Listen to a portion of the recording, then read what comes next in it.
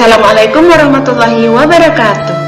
Selamat bertemu kembali dengan Ibu Efizar dalam pelajaran pendidikan agama Islam materi kelima di kelas 8 dengan judul Menghiasi Pribadi dengan Beramal Soleh dan Berbaik Sangka. Dalam judul ini ada beberapa hal yang akan kita bahas. Yang pertama adalah memahami amal soleh. Yang kedua, manfaat amal soleh. Yang ketiga, memahami berbaik sangka. Yang keempat, manfaat berbaik sangka. Dan yang kelima, refleksi akhlak mulia. Baik anak ibu sekalian, sekarang kita masuk kepada yang pertama, yaitu memahami amal soleh. Satu hal yang harus kita pahami bahwa hidup di dunia ini adalah sementara, sedangkan kehidupan akhirat adalah selamanya. Dan Allah memberikan kesempatan untuk kita mempersiapkan hidup di akhirat di dunia ini. Nah, di dunia ini adalah merupakan ladang amal untuk kehidupan akhirat. Sungguh sangat disayangkan apabila kehidupan di dunia ini digunakan hanya untuk hal-hal yang sia-sia saja, karena kelak di akhirat pasti akan menyesal. Dan Allah menyuruh kita untuk memperbanyak amal soleh. Allah itu tidak membutuhkan amal soleh kita, tetapi kitalah yang membutuhkan Allah. Nah, tahukah kalian apa itu amal soleh? Nah, untuk mengetahuinya, mari kita lihat surah Al-Asr ayat 2 dan 3. Bismillahirrahmanirrahim. Innal insana lafi khusrin illal ladzina amanu wa amilus solihat wa tawasaw bil haqq wa tawasaw bis sabr. Yang artinya, sungguh manusia itu berada dalam keadaan kerugian. Nah, kecuali orang-orang yang beriman dan mengerjakan kebaikan serta menasihati untuk saling kebenaran dan saling menasihati untuk kesabaran. Nah, ayat ini menegaskan kepada kita manusia bahwa semua manusia itu berada dalam kerugian kecuali orang yang melakukan 4 hal. Yang pertama adalah orang yang beriman kepada Allah Subhanahu wa taala, kemudian yang kedua orang yang beramal soleh atau mempunyai amal kebaikan, yang ketiga saling menasihati untuk kebenaran, dan yang keempat untuk menasihati untuk kesabaran.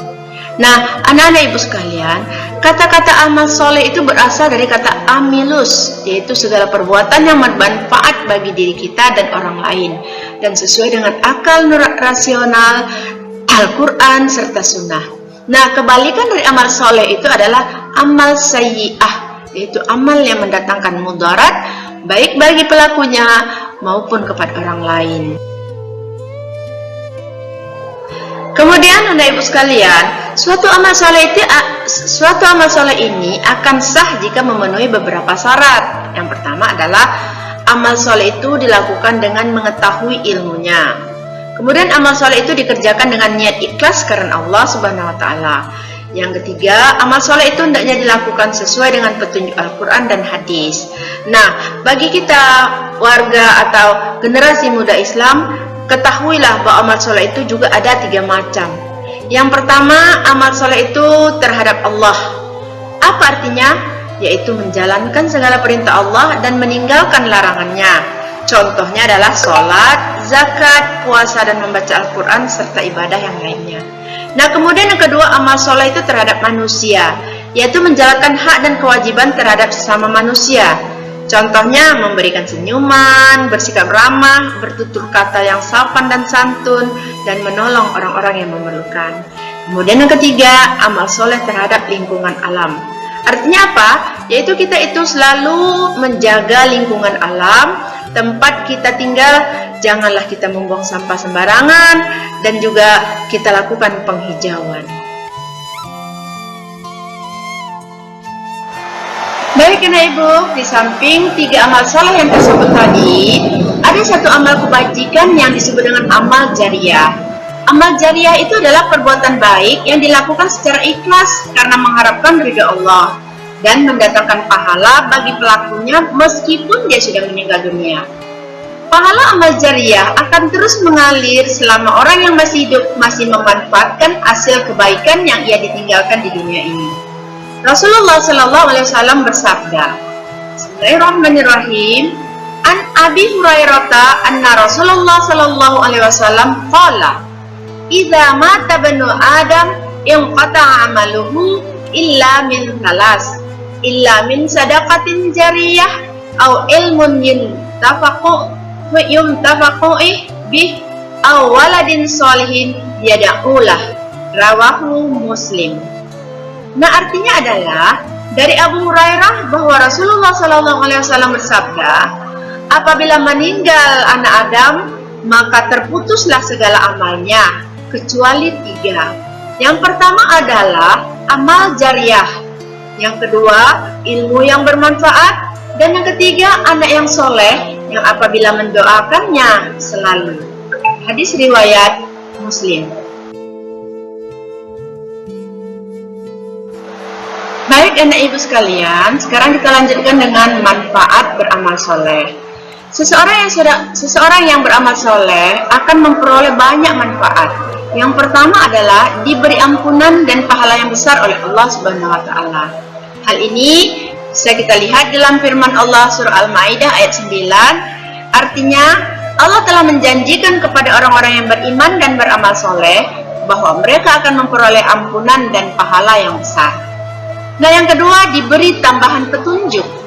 Hal ini sesuai dengan surah Maryam ayat 76 yang artinya, dan Allah akan menambah petunjuk kepada mereka yang telah mendapat petunjuk. Dan amal kebaikan yang kekal itu lebih baik pahalanya di sisi Tuhanmu dan lebih baik kesudahannya. Kemudian yang ketiga, diberi kehidupan yang baik dan layak. Hal ini juga sesuai dengan surah An-Nahl ayat 97 yang artinya, siapa mengerjakan kebajikan, baik laki-laki ataupun perempuan dalam keadaan beriman, maka pasti akan kami beri kepadanya kehidupan yang baik dan akan kami beri balasan dengan pahala yang lebih baik dari apa yang telah mereka kerjakan. Nah, selanjutnya yang keempat, dihapuskan dosa-dosanya. Hal ini sesuai dengan surah Al-Ankabut ayat 7 yang artinya, dan orang-orang yang beriman dan mengajar dan mengerjakan kebajikan, pasti kami akan hapus kesalahan-kesalahannya dan mereka pasti akan kami beri balasan yang lebih baik dari apa yang mereka kerjakan. Kemudian balasan yang kelima adalah dijauhkan dari kerugian di dunia dan akhirat. Hal ini sesuai dengan surah Al-Ansyar ayat 1-5. Demi masa, sungguh manusia berada dalam kerugian kecuali orang-orang yang beriman dan mengerjakan kebajikan, serta saling menasihati untuk kebenaran dan menasihati untuk kesabaran. Oke anak ibu yang ibu sayangi, sekarang kita lanjutkan yang ketiga, yaitu berbaik sangka. Nah, berbaik sangka atau yang dikenal dengan istilah husnuzon merupakan perilaku terpuji yang harus dimiliki oleh setiap muslim. Lawan dari husnuzon adalah suuzon atau buruk sangka. Berburuk sangka merupakan perilaku tercela yang akan mendatangkan mudarat baik bagi pelaku maupun kepada orang lain. Allah Subhanahu wa Ta'ala sangat melarang berburuk sangka kepada orang lain, seperti firman-Nya dalam surah Al-Hujurat ayat 12. Bismillahirrahmanirrahim. Ya ayyuhalladzina amanu ijtanibu katsiran minadh-dhanni innal ba'dadh-dhanni ismun wala tajassasu wala yaghtab ba'dukum ba'dan ayuhibbu ahadukum ayyakulu lahman akhihi maitan fakharihtumuh wattaqullaha innallaha tawwabur rahim. Yang artinya, wahai orang-orang yang beriman, jauhilah banyak dari prasangka. Sesungguhnya sebahagian prasangka itu adalah dosa. Dan janganlah kamu mencari-cari kesalahan orang lain, dan janganlah ada di antara kamu yang menggunjing sebahagian dari yang lain. Apakah kamu mau di antara kamu itu suka memakan daging saudaranya yang sudah mati? Tentu kamu merasa jijik. Dan bertakwalah kepada Allah, sungguh Allah Maha menerima taubat lagi Maha penyayang. Berburuk sangka ini juga dilarang oleh Rasulullah SAW seperti hadis beliau, yaitu Bismillahirrahmanirrahim. An Abi Hurairah radhiyallahu anhu anna Rasulullah sallallahu alaihi wasallam qala iyyakum wa zanna fa inna zanna akdzabu Hadis Rawahul Bukhari. Artinya, dari Abu Hurairah radhiyallahu Allah atasnya, Rasulullah SAW bersabda, jauhilah berprasangka buruk, karena prasangka buruk itu adalah ucapan yang paling dusta. Hadis riwayat Bukhari. Wahai anak muslim yang berbahagia, marilah kita sama-sama membiasakan diri berbaik sangka dalam kehidupan sehari-hari. Anak ibu yang ibu sayangi, sekarang kita lanjutkan dengan bahwa berbaik sangka itu ada 3 macam. Yang pertama adalah kita berbaik sangka kepada Allah Subhanahu wa taala. Nah, orang yang berbaik sangka kepada Allah Subhanahu wa taala, dia akan senantiasa bersyukur atas kenikmatan yang diberikan oleh Allah dan bersabar atas segala cobaan. Mengapa kita harus bersyukur? Karena Allah memberikan karunia dan kenikmatan yang tidak ternilai kepada kita. Maka sudah seharusnya lah kita bersyukur kepada Allah. Lalu, mengapa kita harus bersabar atas segala cobaan Allah? Allah memiliki sifat sempurna dan tidak mungkin Allah menghendaki keburukan bagi hamba-hambanya. Setiap cobaan dan ujian dari Allah itu tidak bertujuan menyakiti hambanya, tetapi untuk menguji ketaatan, keimanan, dan kesabaran hambanya. Baik anak ibu, sekarang kita lanjutkan dengan berbaik sangka kepada orang lain. Nah, sebagai makhluk sosial, manusia selalu membutuhkan orang lain. Orang lain sekitar kita harus diperlakukan secara baik, santun, dan saling menyayangi dan menghormati. Berprasangka kepada orang lain akan menumbuhkan keharmonisan dalam kehidupan bermasyarakat. Sikap buruk sangka akan memicu perpecahan dan konflik. Banyak pertikaian dan kerusuhan terjadi hanya karena buruk sangka. Jika ada isu-isu negatif, hendaklah diklarifikasi atau tabayun. Nah, agar kita tidak terjumus kepada sikap curiga dan buruk sangka. Oleh karena itu, marilah kita tumbuhkan prasangka baik kepada keluarga, kepada teman, tetangga, sesama manusia, dan juga kepada diri kita sendiri, agar kita mempunyai kehidupan yang bahagia di dunia sampai di akhirat. Baik anak ibu sekalian, kita sampai kepada manfaat baik sangka. Nah, seseorang yang membiasakan diri berbaik sangka akan memperoleh manfaat, dan manfaatnya itu pertama adalah dia akan mendapat hidup menjadi tenang dan optimis. Seseorang yang baik sangka kepada Allah akan senantiasa bersyukur apabila mendapat kenikmatan dan bersabar apabila mendapat cobaan. Hal ini akan menjadikan hidupnya tenang dan penuh optimis. Kemudian yang kedua, yakin bahwa terdapat hikmah di balik segala penderitaan dan kegagalan. Nah, yang ketiga, membentuk pribadi yang tangguh. Yang keempat, menjadikan seseorang itu teguh pendirian serta tidak mudah menerima pengaruh buruk dari orang lain. Kemudian yang kelima, menjadikan dia itu seorang yang kreatif. Yang keenam, menyebabkan seseorang tidak mudah putus asa. Yang ketujuh, hubungan persahabatan dan persaudaraan menjadi lebih baik. Yang kedelapan, terhindar dari penyesalan dalam hubungan dengan sesama. Yang kesembilan, selalu senang dan bahagia atas kebahagiaan orang lain.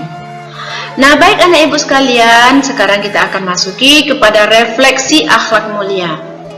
Setelah kita tadi mempraktekkan kehidupan berbaik sangka dan beramal soleh, maka sekarang kita refleksikan akhlak mulia tersebut. Nah, artinya apa? Berbaik sangka dan beramal soleh itu adalah merupakan amal akhlak mulia yang sangat dianjurkan oleh Allah Subhanahu wa taala, dan pelakunya akan mendapat keharmonisan dan kebahagiaan baik di dunia ataupun di akhirat. Alhamdulillahirabbil alamin, selesailah kita membahas materi ini. Dan untuk bukti bahwa kamu sudah memahaminya, maka jawablah beberapa pertanyaan ini. Yang pertama, jelaskanlah apa yang dimaksud dengan amal soleh. Yang kedua, sebutkan 3 syarat diterimanya amal soleh tersebut. Yang ketiga, berilah 1 contoh amal soleh yang pernah kamu lakukan di sekolah. Yang keempat, sebutkan manfaat bersifat husnuzon kepada Allah. Yang kelima, bagaimana menurut pendapatmu jika kamu atau ada seorang teman kamu yang bersuuzon kepada kamu? Baik, anak ibu sekalian, Kita tutup pembelajaran kita pada hari ini dengan membacakan hamdalah. Wassalamualaikum warahmatullahi wabarakatuh.